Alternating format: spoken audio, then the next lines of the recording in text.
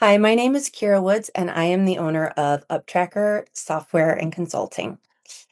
Today, I want to talk to you about myths and truths of inventory management. I've learned over the last 16 years working as an inventory consultant that there's a lot of myths and truths out there. Inventory management is really important part of the practice. It's usually the second highest expense after staff wages, but it's also one of those areas where people aren't always sure where to start or how to improve. And when something feels important but unclear, especially when we're really busy, we tend to avoid it. We kind of stick our head in the sand and hope nothing goes wrong. So, I want to talk about a few of the most common myths I see and what's actually true instead, or what I found to be true. Myth number one: inventory is just ordering. A lot of people think inventory management is just ordering supplies. Ordering is a big part of it, but it's really just the symptom.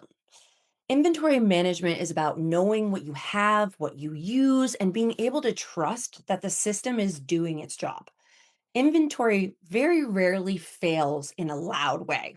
It usually works very quietly until the responsibility outgrows the role of a person.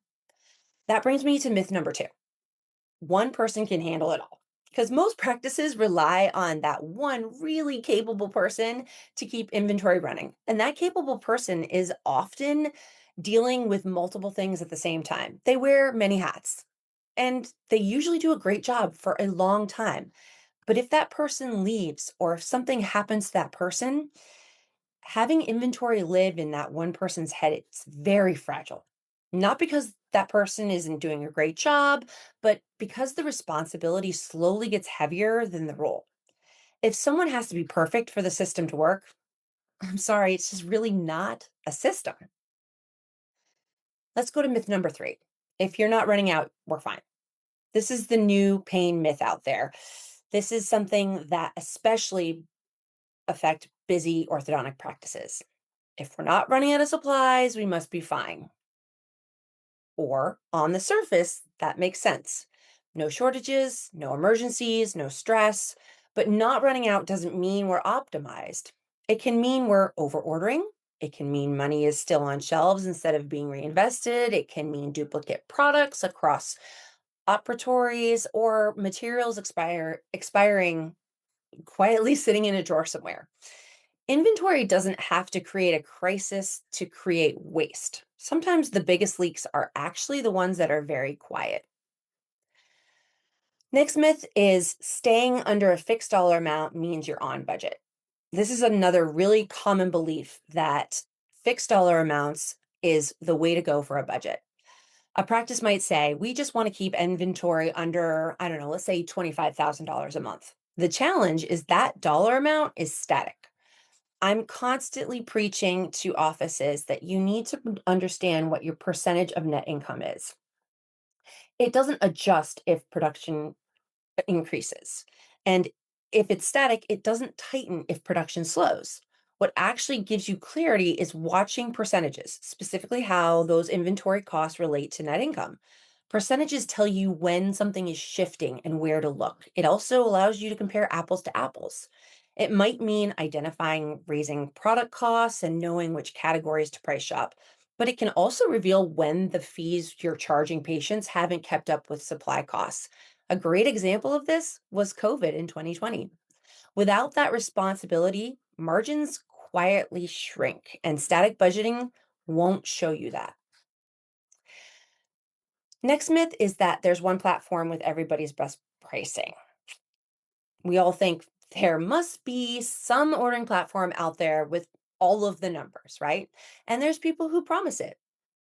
This magic thing that you can just log into and see it all. Sounds logical, but unfortunately, it doesn't really exist. Vendors negotiate differently. Pricing changes, contracts vary, and most ordering platforms aren't neutral marketplaces. Many take a percentage of sales or have preferred vendor relationships. That doesn't make them bad, and it just means they're influenced. The goal isn't chasing a magical price list. It's having visibility into your own data so you know when something is out of alignment. That brings me to myth number six. We all want the quick fix, right? That's what we're all looking for. And one more myth I'm seeing more lately, that inventory can be fully automated or outsourced, so staff don't really have to be involved. I've been trying to automate inventory for the last 10 years. And automation absolutely has a place, but sustainable inventory still requires engaged people, boots on the ground, if you will. Even if somebody places orders for you, someone still receives them, someone still tracks them, someone still tracks your usage, and someone still notices when something's off. Automation should support judgment, not totally replace it. Most practices don't ignore inventory because it's broken. They hesitate because things are working. Change feels risky, and no one wants to disrupt a busy system without a clear, manageable path forward. That hesitation makes total sense to me, and it's what I see a lot.